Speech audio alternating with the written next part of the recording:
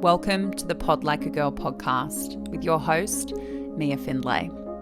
This podcast is all about exploring and celebrating women's stories, voices, and experiences through bold and unapologetic conversations.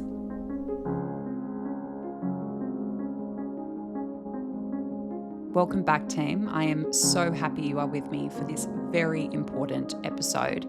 Over the last few years, we've all watched what has happened in the United States, the systematic rolling back of women's rights, Roe v. Wade overturned, state after state introducing increasingly extreme abortion bans, which are killing women. And many of us here in Australia have looked on thinking, that can never happen here, but it almost has, a couple of times. Today, we're talking about something that has been unfolding here on the home front, specifically in South Australia. A recent bill introduced by Sarah Game aimed to roll back abortion rights in the state, and it should be a wake-up call for all of us.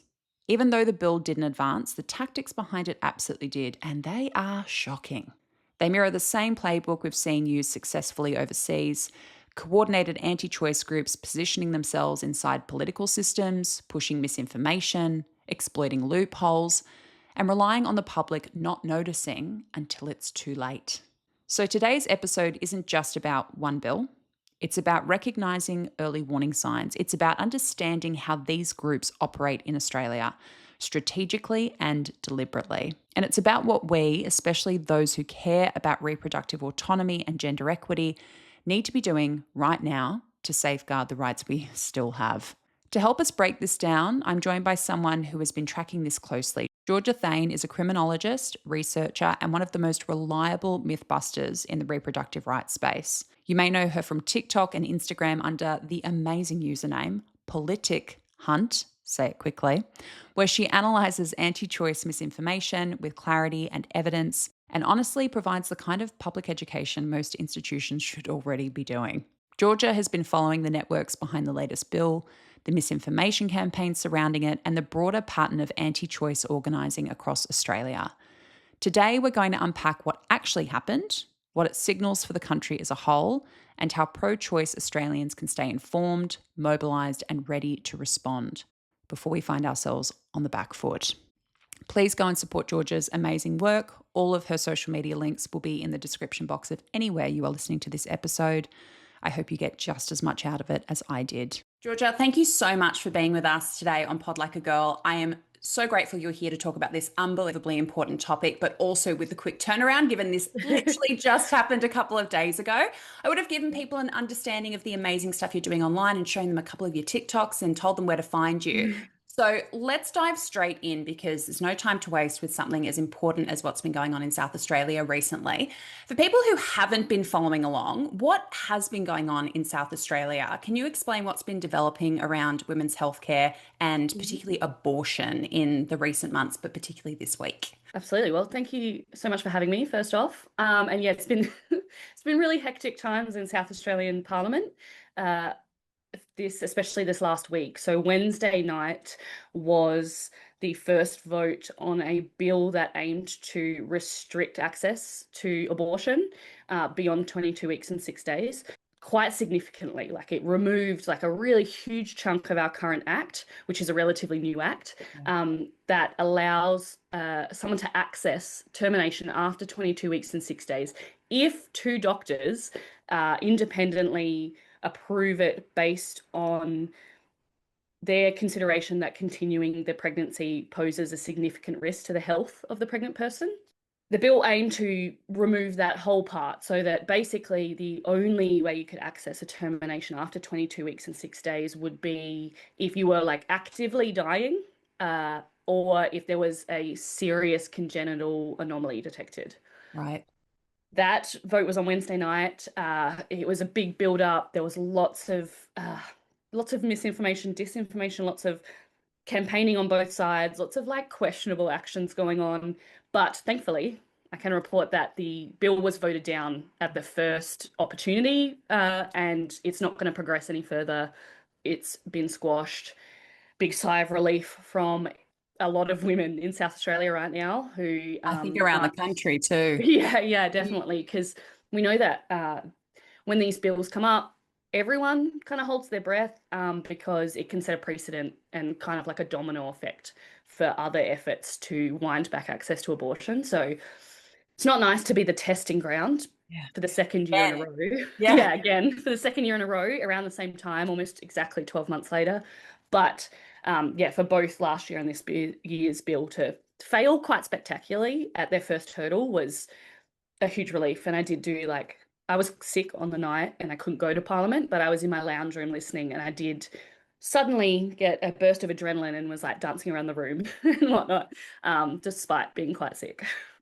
I don't blame you. I mean, from all the way over in New South Wales, like I said, I think around the country, women, big thanks to people like yourself who have been amplifying this, we finally caught on to what was going on in South Australia because I think there was some confusion of, hang on, this happened 12 months ago. Is this an old story? No, it's Yeah. just sort of recycling, which I think is the sense from women, which is how is this topic still being recycled, but in Mm. such short iterations in one state is pretty horrifying. In terms of some of those changes which were meant to be made through the bill, including that one of the only circumstances under which it would be approved is if a woman was essentially dying. Is that essentially what we're seeing in America in some of those states where it's been heavily restricted? So if women are watching what's Mm. happened in America, that was in part what would have taken place here on the home front if this had passed. Yeah, yeah. I think if this had passed, we would have really similar laws to a lot of restricted American states that we know because we have the real evidence, like very recent quality evidence, has led to increases in maternal mortality rates and infant mortality rates.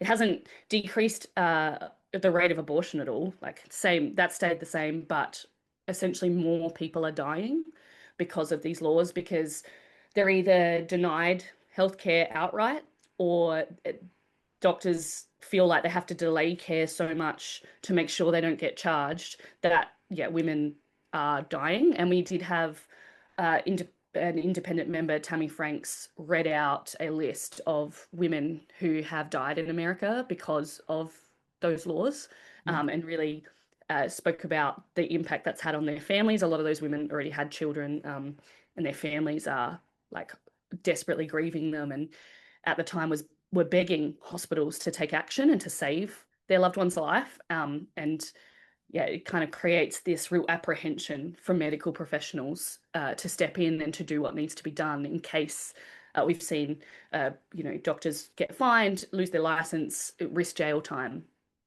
because of providing care. Yeah, it looks like it even, the language is just so black and white and doesn't create that nuance or tell that narrative of what Mm. that creates and causes. And there's some of the consequences. What are some of those other consequences we would have seen on the ground for patients and what we've learned from where this has sort of taken place elsewhere if something like this were to go ahead in any state in Australia? So it has like it not just impacts like the actual situation that the legislation covers, Yeah. it often impacts access and information about abortion healthcare in general, um, especially when the efforts behind the bills contain a lot of mis and disinformation. So we would have seen, similar to America, pregnant people having to go interstate to access care, which was the sort of the situation in South Australia before we decriminalised abortion in 2021. So not that long ago, after a very, very extensive review by our Law Reform Institute, that documented that women were spending a lot of money, taking time off work, missing their families for days at a time to travel interstate to get the care that they needed, which carries risks as well. So we would have definitely seen a lot of that stuff occurring as well. Yeah, there's such a spread, it's such a Mm. ricochet, and it's such a Yeah. ripple effect, right? It also Mm. then just upholds a stigma that can be utilized and can further weaponized against us, right? That Yeah. misinformation and disinformation then gets some engine revving behind it because it's Mm. fueled by, well, this is something that's been certified and it's been Mm. passed into law. So yeah, it just feels like we're sitting on such a knife's edge when these things come up. Yeah. This is obviously a blueprint for how these things can unfold and why we need to be plugged in. And it also brings up to the surface some of the myths and misunderstandings around women's healthcare, abortion, which can then be weaponized. What are some of those common myths and misunderstandings that aren't necessarily coming from people with intentions which are aligned with passing this kind of legislation, Mm. but just the average person may be carrying some of these myths and misunderstandings or might be vulnerable to them? What are some of the common ones that we saw kind of circulating throughout this process? I think one of the main ones that seemed to take hold was this, frankly, completely unfounded assertion that what they call late term abortions, which is a kind of broad, unmedical term that means terminations after about 23 weeks, that they're never medically necessary.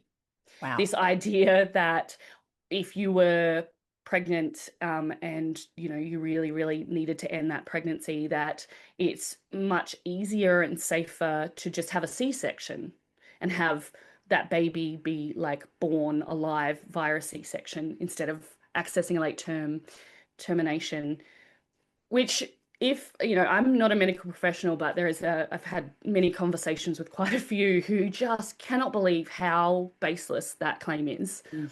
How many factors to do with things like gestational viability and health of the person, and how many risk factors. A C-section is major surgery. Yes. Um, to just be offhanded, flippantly be like, well, you don't, need a termination at 23 weeks, just have the baby via C-section, is like so unscientific, so unmedical, Hmm. um, that it was quite amazing to me as like a real sort of facts data kind of nerd that this belief took off at all. And I did see it proliferating through a lot of different groups despite having absolute, like, you cannot, there's no evidence behind it. I've asked many people who have said it, Yes. like, what is this based on? Because we've had all of the sort of professional body organizations, we've had medical professionals come out and say, like, this makes no sense.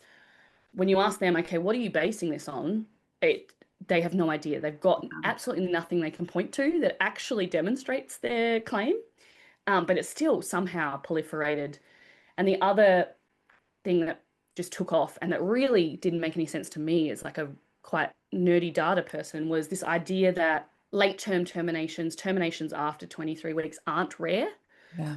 when like we have decades and decades and decades of evidence from Australia, from the UK, from the US, from all over, that time and time again shows us that these terminations after this point are not taken lightly, and they do only account for 1 to 2% of terminations. And it's this kind of, they work together, these two bits of disinformation, to sort of back up the idea that women are just getting to later terms in pregnancy and just randomly deciding that they don't want to be pregnant anymore. You know Just what? on a Tuesday. Yeah, like, oh, like you've gone through all this Yeah. stuff, you've had scans, you've done all sorts. By 23 weeks, maybe you've even found out the, assigned sex at birth that it's going to Yes. be, all that kind of stuff. And then you just decide like, oh, actually, I don't want to do this anymore. Not for And then me. apparently you can go and get two doctors' approval for just saying, yeah, I don't want to do this anymore. Mm. That just obviously is really kind of like, I just find it really offensive I do as a too. woman. Yes. Like, what do you think we're thinking? Like, it's Yes. insane. Yes. It seems like there's been these consolidated examples recently. There was obviously the discussion in Parliament recently about Mm. paid parental leave. Yeah. And I don't know about you, but I didn't clock any women standing up in Mm. Parliament making that comment. Yeah. And it all seems to hinge on this view of women, which is quite monstrous. Mm. It's not even just that we're being, it's not just infantilization of, well, we just can't trust these women to Mm. make sound and adult medical decisions for themselves. It also hinges on some beliefs which are really, really concerning as far as Yeah. your views on women in general, that women would game the system by intentionally becoming pregnant in this economy. Yeah. And Yeah. just for a few weeks of paid parental leave is Mm. monstrous. It's like, it's just so mind-blowing. And yes, it was all men who stood up in Parliament and made those talking points. Because, like, if you're a woman who's ever been pregnant, you know that like to go through that, like it's not a particularly fun experience. Like it's hard. It's a Mm. really hard thing on your body, and it is really risky. And you are, your health and your life are at risk when you're pregnant and during childbirth and whatnot. The idea that we would do that for a couple of, 4,000 bucks. Still in 2025, men who are making decisions about our lives seem to have absolutely no concept of what pregnancy actually is and what it entails and the risks that it presents for us, Yes. which is insane. It's 2025. Yes, and we look at the birth rate at the moment, and I don't have any questions about why it's Yeah. lowest.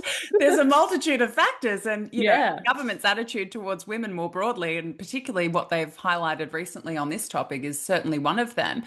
But yeah, it's just been a really consolidated sort of example of what's just so disconnected from our government's attitudes and what women are screaming out for in terms Yeah. of just our humanity, right? Whether it's talking Mm. about rates of domestic violence, or it's talking about healthcare, or it's talking about abortion, or it's talking about childcare, or whatever it is, they just are reinventing the wheel on something when we're like, Mm. we have the answers if you will just listen to us Yeah. and see us as Yeah. human and believe our experiences. We've sort of unpacked what the real world harm is, not just in terms of patient care, but also some of these stigmas which get proliferated Mm. and then bolstered. In terms of some of the political motivations and the conservative led motivations, because this is having a real ripple effect. It's global. We're seeing it everywhere. It's a broader national and global push from these conservative groups and political figures. Mm. We're seeing, obviously, so much of that taking place in America, and now it's showing up here. And I think that this is why I wanted to talk about this, because we're so overwhelmed by news out of the US and people's focus is over there, and I think we can kid ourselves into thinking, oh, it's not going to turn up here, it's not on our Mm. doorstep, where we Mm. know historically we're just on a little bit of a delay in terms of following their political trends, and here we are. Yeah. So this is something I'm really keen to keep on my horizon. So how does what's happening in South Australia fit into that larger picture? And what do we essentially need to learn? What are the takeaways in terms of mobilization, in terms of what we need to be looking out for, in terms of how this could show up in the future? I mean, they've taken two runs at it in South Australia in 12 months. So what do we need to take away from what we've just seen happen over the last 12 months down there? I think the main thing that is important to be aware of is that the people and the groups that have pushed this twice in 12 months in South Australia are the same people and the same groups that have pushed a whole series of bills over the last 2 or 3 years in a bunch of different state parliaments and in federal parliament. When we were, having Priya's law discussed in federal parliament and all these members got up to talk about abortion, which felt completely unrelated, the talking points for that and for a bunch of other bills have all come from the same groups and the same people. They're active in every state and territory in Australia, and they're incredibly well resourced. They have built up over the last, say, 3 or 4 years. They have invested a ridiculous amount of money into advertisements, into sort of campaigning to make themselves look like they're just a normal community group of concerned citizens when they're absolutely not. They're lobbyists who have been at this for decades Wow. and are getting anonymous, it seems at this point, unlimited anonymous funding to continue to push. So there's Um, no transparency in terms of where that no, is coming from, but they are well funded. yeah, yeah. Wow. They're probably the biggest contributor to especially the South Australian based bills, has spent close to $350,000 in the last 3, 4 years on Meta advertisements, and Wow. which is a lot of money. That's Like a lot that's of money. insane. It's a house deposit. Hmm. I think of I'm a millennial. I think of everything spending Yes. in terms of house deposits. Yes. Housing Uh, crisis informs yeah. all sort of amounts of money that you can conceptualize. Yeah. So it's just like it's staggering, and they use this money quite well to sort of inflate their influence. It's a term I kind of relied on for many years called astroturfing, Mm. where you get those well-resourced people who pump a lot of money into something to make it look like it's a lot more popular and a lot more reasonable than it is, Like good which is PR. yeah, which is exactly what's going on here.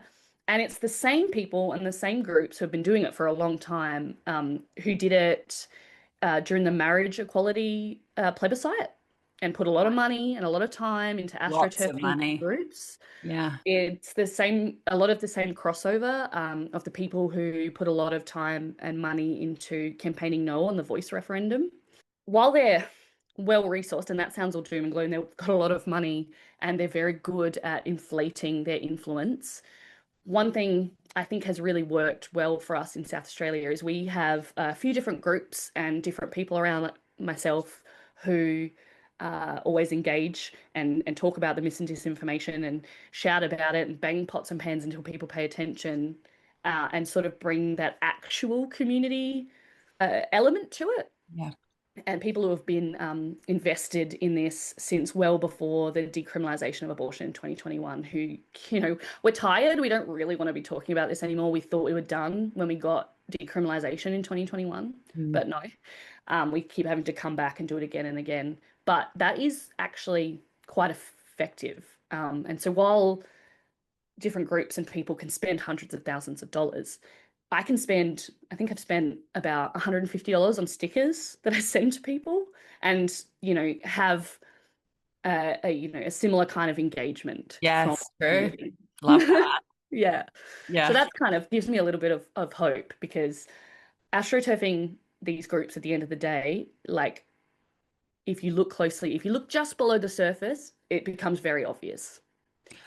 It's kind of like when they're challenged on the finer points of their argument, as you said Mm. before, which I've seen some of that content as well online of people who are going out and actively face to face challenging some of these loudest voices.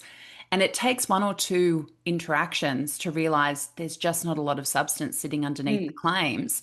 So it makes sense that the organization and the structure sitting underneath them is also a little bit of like scratch the surface and there's nothing under there. Yeah, exactly. Yeah.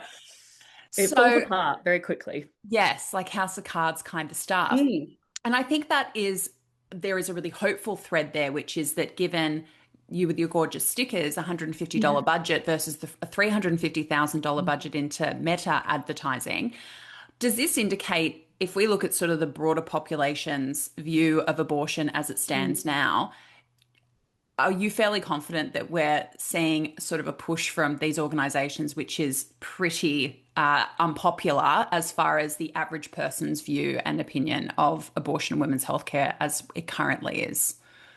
Yeah, I think so. I Oh, mean, if we look goodness. at the evidence and the data that we have, which we have some really solid stuff. The Australian election study, every election will kind of collect data on people's views of different things. So we have that set going back to about 1998, so almost my entire lifetime of data Yeah. about Australian people's support for abortion. And overwhelmingly, I think it's the last time that data was collected after the 2022 federal election, 73% of Australians support like access to abortion.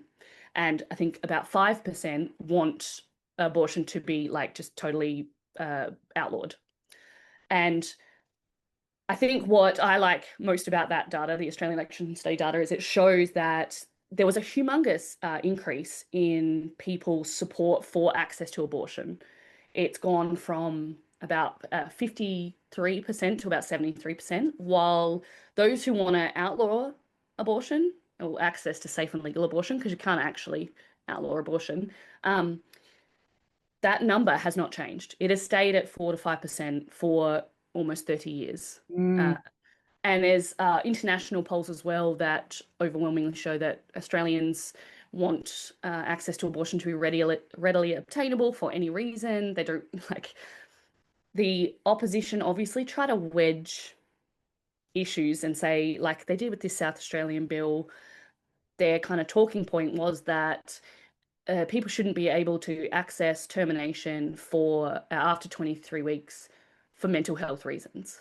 It's not actually what the bill did. The bill got rid of a lot more than that, but that was their argument for why we needed the bill, when in reality, the vast majority of Australians know that mental health is a part of health and agree that abortion should be readily obtainable to people who need it, especially when you've got the safeguards that Australian jurisdictions have where, if it's after a certain gestation, two doctors have to approve it and review the case. And there's a whole list of mandatory considerations. It's not just an easy tick box thing.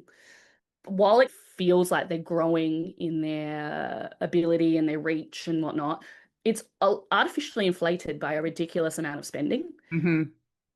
Normal, everyday people who aren't really extreme in their wanting to outlaw every termination possible ever and want the whole thing to be outlawed are just like, yeah, like leave it up to the doctor, leave it up to the pregnant person. I'm sure it's very complicated because there's been a lot of education about that in the last 5, 6 years. So it is obviously concerning that these groups are going to keep trying and keep wasting Parliament's time when we have so many other more important things to discuss. Yes. But I just don't think they're quite, it's not translating into any kind of real solid influence. Yes, yes, which is the question. I mean, we can only speculate, right? We're never Yeah. really going to know the true motivations. We can only speculate. But when you look at that kind of number, more than 70% of Australians being in support of access to healthcare in this way, and then to see these consistent, repeated efforts and budgets like this and spending like this, what could their possible motivation be when the numbers just don't back up any kind of cause for them to be as motivated as they are or throwing money at this thing as much as they are? It's very much like any area that we talk about, which is related to women in any way. You just feel like you're being gaslit all the time, where you're like, but here's the number. Yeah. 73%. Why are you still trying? You are pushing Mm. shit uphill, proverbially. It is Yeah. absolutely pointless. So, if we could speculate, what do you think some of those motivations might be? What is the point? Yeah, I mean, I ask myself often, like, I spend a lot of time and I spend a number of years looking at the actions of some of these groups across a lot of different issues, not just abortion, and wondering why they make the choices they make, why they focus on certain things, why they do certain actions. So much so that I think I will end up in a padded room one day because I'll it be right there doesn't. next to you. Yeah, it just doesn't make a lot of sense. There's kind of two groups that kind of cross over quite a bit because there's this uh, cohort who are very, very determined to make their religious beliefs law so that the rest of us have to live as if we follow those religious beliefs. Mhm. Um, and then there is also, if you follow that ridiculous amount of money that's going into this, there's also a cohort who appear to just be like collecting donations. And I say donations, but they're not charitable groups, they're private businesses and Yes. private companies and private associations who consistently, every time this comes up, come up with new and interesting and often quite offensive ways to collect more money. And unlike a charity, they don't have to declare any of it. There's no Yeah. transparency. They don't have to produce annual reports which Hmm. show where they're obtaining this money from. So, Yep. absolutely, for it to be framed in any way as a donation puts a big question Yeah. mark over it. And it kind of and obviously like I assuming that a chunk of that money goes back into their campaign trucks and their graphic AI videos of procedures that aren't particularly accurate and all that kind of stuff. But then you also, yeah, there's no transparency. So you've got to wonder as they sort of employ more and more people to sort of film different content and they do a lot of rage bait street interview kind of stuff and they get, new people to do that every so often. You just have to wonder how much of that money is going towards all of that. And certainly taking what they believe to be the moral superior high ground here Yes. in the abortion debate.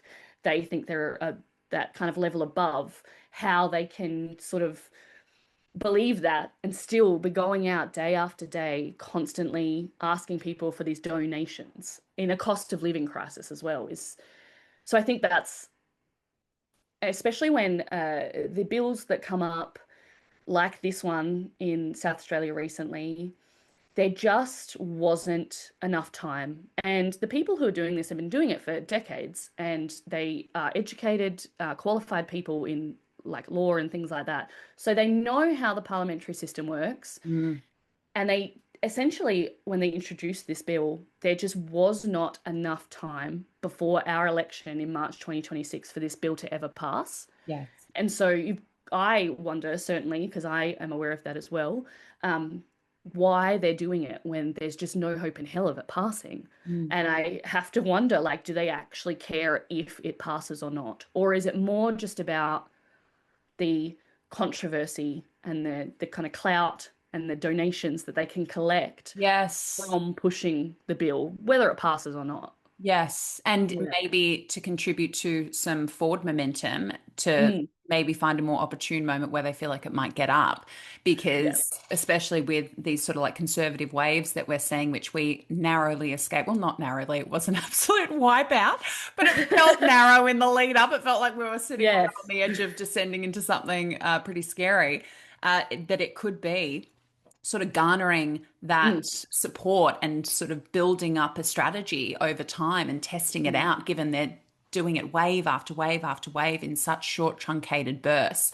I think mm, that yeah, we can only speculate, but I think that if it doesn't stack up to the numbers, mm. you've got to follow the motivation trail to something that actually Yeah. makes sense. And Yeah. in terms of Definitely. public opinion, it just doesn't make a whole lot of sense. What are some of the narratives or talking points they consistently have utilized over obviously the decades they've been doing this? They kind of take maybe some of those really conservative views or religious views, and then how they try to hook into maybe sort of the emotional messaging, or as you Mm, say, not very scientific, some of those AI slop videos of procedures that, like most things AI slop is producing, is not particularly accurate. mm.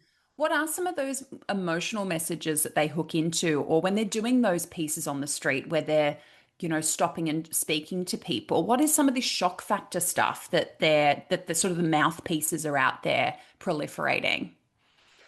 We see a lot of, and we definitely saw it in the South Australian bill recently, they really seem to hinge on, while all of the people who are doing this are very, very clear that they want abortion to be completely inaccessible. They want it from day dot. They don't want any terminations taking place whatsoever.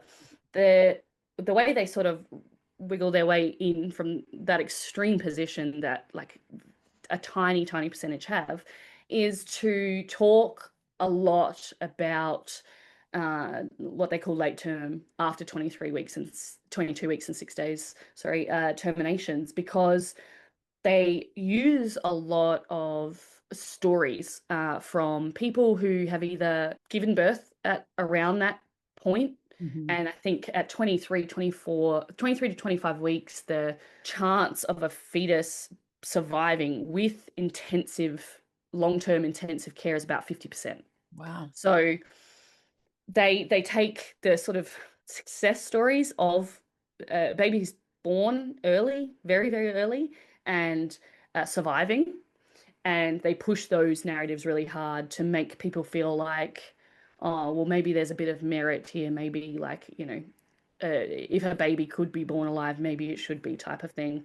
In reality, because we know that these terminations are like 1% to 2%, and there's a lot of different factors that go into these decisions, that we're not, like, they're not the same group of fetuses But here. doctors and Um, parents aren't rolling a dice and going, yeah, let's just have a crack. yeah, yeah. There's a lot of, they love to say that 23 weeks is gestationally viable, but gestational viability as a medical idea isn't just a number of weeks. Yeah. It's like a consideration of a lot of different individual factors about, yeah, fetus's health, about a pregnant person's health, and a bunch of other stuff. So they oversimplify these things to tell this sort of fairy tale kind of narrative that is like it does have an emotional impact. And like, whether it's a termination at 23 weeks or whether a baby's born at 25 weeks, they're both desperately wanted, like, pregnancies. Something has gone wrong and it's devastating. And I can't, I've never suffered pregnancy loss myself, but having been pregnant and having children, like it would be devastating to have Yes. that. These are sad situations. Obviously, they use that to kind of sneak the thin end of the wedge in and say, well, shouldn't we be trying harder to save those fetuses? Like medical professionals aren't already trying really hard. Like Yeah. parents aren't desperately wanting that. Yeah. And they sort of, it hinges on all of that. And I do understand also having grown up Catholic myself and having a lot of that indoctrination. It is like that gives you an emotional response because it's an emotional issue. But like then we come back to the reality of the situation, actual medical advice, the reality of circumstances, and that's when their fairy tale ideas of just have a C-section start to fall apart. And I think that's a really big narrative. And I'm not at all pretending like they might talk about terminations after a certain gestation, but they're not going, even if they got that, they wouldn't stop there. Yes. That's just the beginning. And we had the member of the Legislative Council who introduced the latest bill was very upfront about that she is pro-life from conception, and this was the first step in what she wants our laws to look like, which is that no termination happens in South Australia.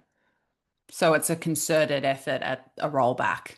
Yeah, yeah. And they're not sometimes, I think she said the quiet part out loud a little bit because a They lot of the always time, yeah, do. everyone was like, what, what? That's the footage of her saying that she was pro-life from conception, but this was a good first step, was just played over and over and over again in the lead up to the bill because that essentially is what they're aiming for. This is just a foot in the door to just undermine the right to access safe and legal termination entirely. We need to remember that when somebody has been very open with it and they want no terminations to be able to occur at all, when they present you with a bill and they say that their motivation is, and they've got very misleading and sometimes fabricated data, like we've got to start asking questions about why they're doing that.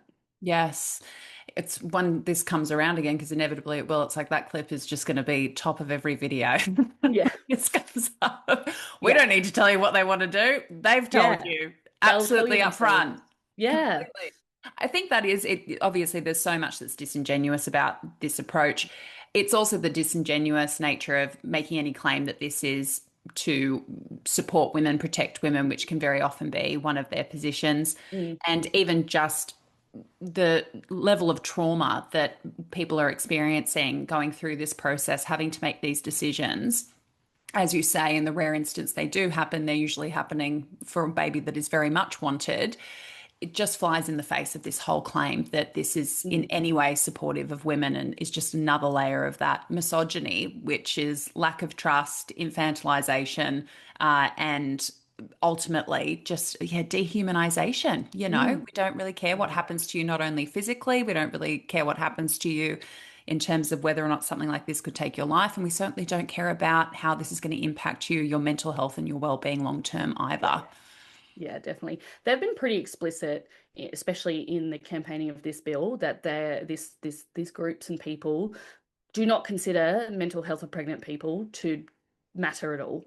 They Yeah. don't understand why that should matter. They don't understand why it's a consideration, uh, and they're quite like blatant about the fact that they're very willing to dismiss mental health as a factor in health, which is really concerning when they're trying to make healthcare laws. Yeah, it's frightening, isn't it? But it's always been there. It's just Mm. we have to drag it out of the shadows, and they pull Yeah. themselves out of the shadows when they feel like they've got some peak of uh, opportunity. But then, thanks to people like yourself, we're actually then dissecting and looking at maybe some of the true motivations and the true Mhm. impacts of not pushing back and not questioning and not showing up and turning up when we need to. I think we're very much in a political moment here at times and globally where just because they're the loudest doesn't mean that we're outnumbered, you know? Yes, yeah, But the definitely. sane and the measured and reasonable tend to be the quietest. Yeah, yeah. And But they are there. yeah, and I totally like I get why, because especially in the lead up to this bill, things got really messy. And really uncomfortable, and there was a lot of not very good tactics taken by the people supporting this bill. And I get their desire to just want to like ignore them Yeah. and have nothing to do with them because they're quite unhinged, to be honest. So I get like wanting to have nothing to do with them at all, and especially not catch their eye because they're quite like if you are, especially if you're a woman who dares to question them or have a termination, look out. Seen the So videos. The interactions are yeah. very, and even when they're trying to cajole people and bring them around to their side, the delivery is very intense. I wouldn't say Mm, it's the greatest sort of marketing strategy. It's not very warm and yeah. friendly. It's a very, like another odd take that I can't wrap my hand around is just being so vitriolic and nasty when you're trying to get people on board with you is Yes. um, not usually how it's done. But so I get the tendency of people to be like, oh my God, can we just ignore them? Can we just move on? Don't draw attention to them, blah, blah, blah. But then when we see that last year the bill only lost by one vote, this year it went down by 11 to 8, so a few more, but like it still was too close for comfort. They're obviously still going to keep trying and they're going to keep trying probably until they get some sort of success.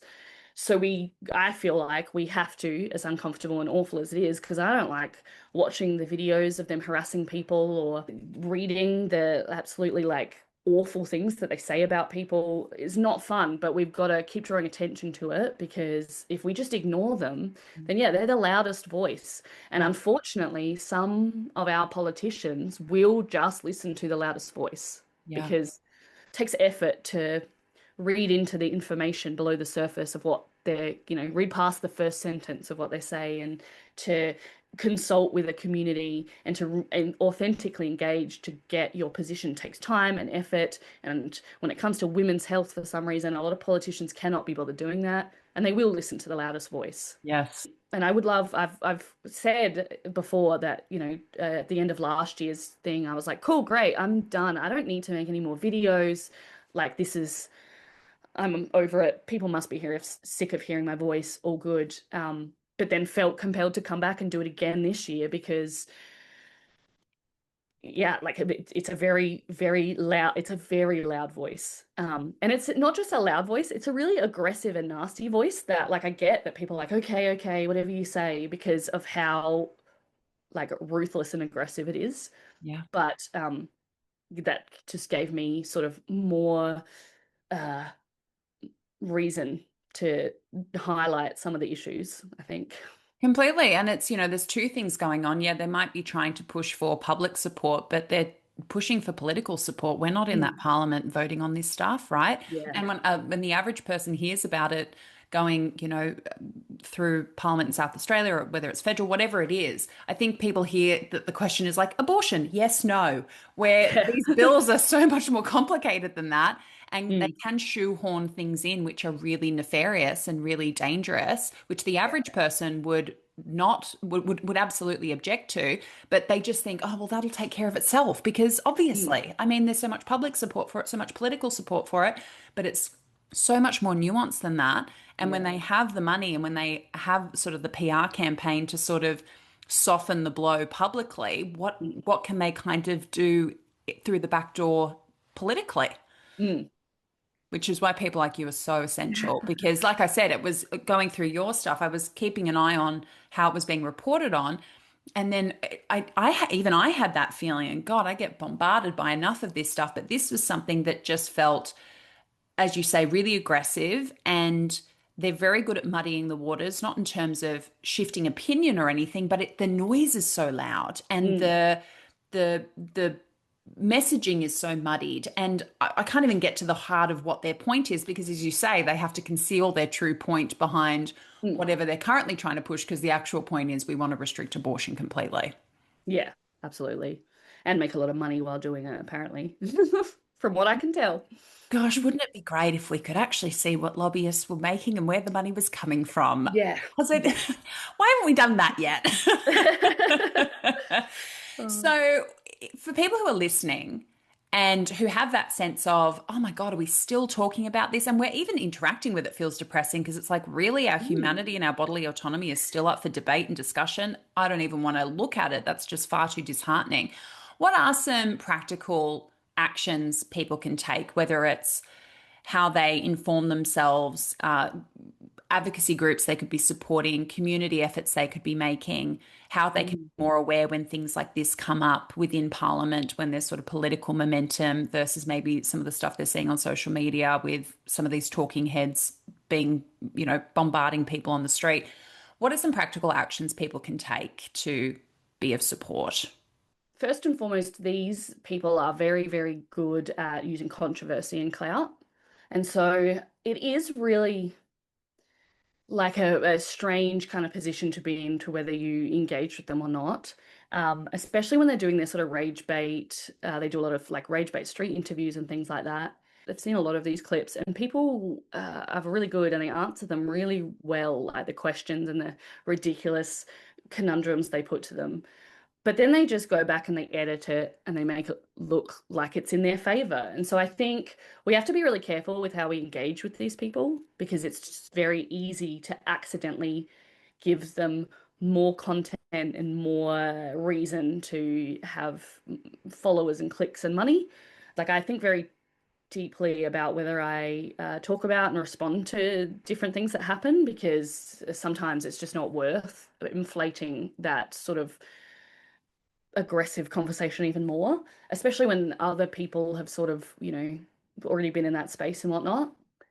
Broadly, I think that we really need to ensure that we are looking at the uh, reliable sources of information. We have a lot of different groups across Australia, Children by Choice, and the South Australian Abortion Action Coalition, and there's almost one in every state or territory. Right. Um, the Royal Australian New Zealand College of Obstetrics and Gynecology were out and about saying that this bill was really dangerous, listening to people who are experts in this kind of stuff instead of listening to people who are the loudest and who make the most flashy videos and push the most content.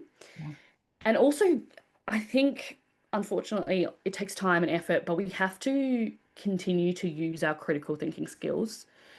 They're kind of like a muscle that you have to exercise. If you have one person who has no health qualifications and no experience whatsoever in health, and they've popped up on your social media and they're saying something like abortion's never medically necessary, and maybe that because of whatever your beliefs and values are, maybe that like sounds good to you and you're like, you really want that to be the case. Mhm. You can't just take that and be like, oh, like that's comforting. So I'm going to take that information, I'm going to roll with it. You've got to look past the first sentence. You've got to look at their claims in more detail Mhm. and make sure that the thing that you're sharing, the thing that you're supporting is actually sound because we're dealing with policy here and policy impacts everybody. It's Yes. not just an individual thing. So really like using those critical thinking skills and kind of weighing up like, oh, I've got like this humongous stack, decades and decades and decades of evidence from medically qualified people who say this, and this, and then this one unfounded, uncited claim from someone who's on social media a lot. Who has And doctor in front of their name, but yes, but is not a medical not a doctor. medical doctor. Yes. And I think using those skills, like I'm not a particularly, I'm fortunate to have some qualifications and to have done research and whatnot, but I'm not, I'm not a particular, and I'm a bit nerdy when it comes to state politics, but not a genius and can still use a lot of those skills to identify disinformation and recognizing astroturfing when Yeah. you see like it's like we said, you scratch below the surface, it becomes really obvious. And then I think people underestimate just how much sway they can have with reaching out to elected members. I Yeah. know it often feels I write a lot of letters to elected representatives, and have for a very long time, and it often feels like, and I write very detailed letters that go for pages and pages sometimes when it's an area that I know about and I want to give them information, and it's like a little uni assignment and it's got references and all sorts, and maybe one of their staffers read it, maybe not. I have no idea. And it can feel like you're talking to a brick wall Mhm. sometimes, Mhm. especially when you're talking to elected representatives.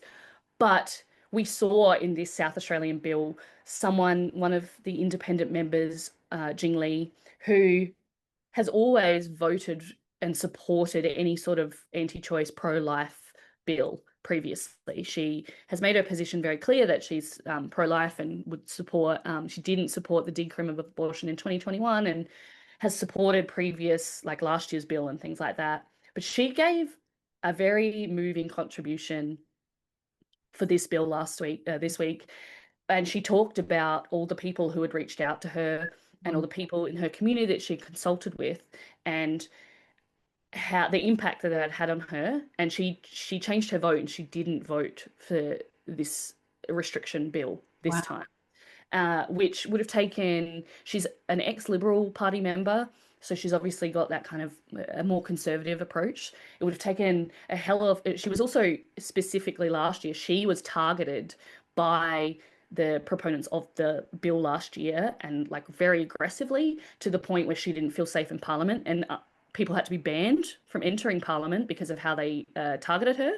Georgia, their strategy is making less and less sense to me. I know, unprecedented to have somebody banned from Parliament.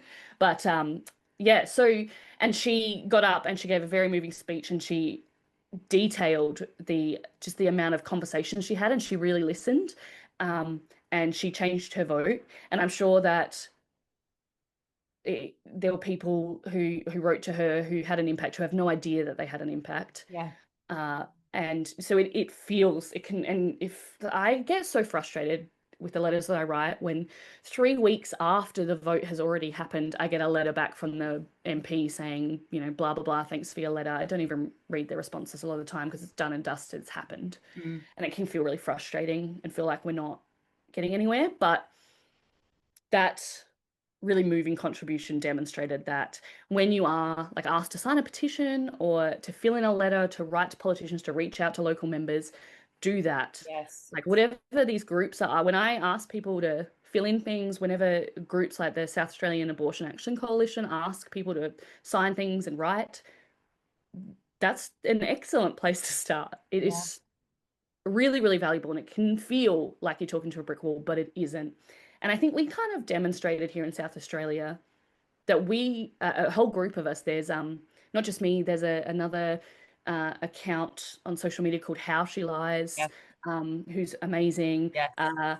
There's obviously SARC, the South Australian Abortion Coalition. There's Fair Agenda came around there in South Australia a bit.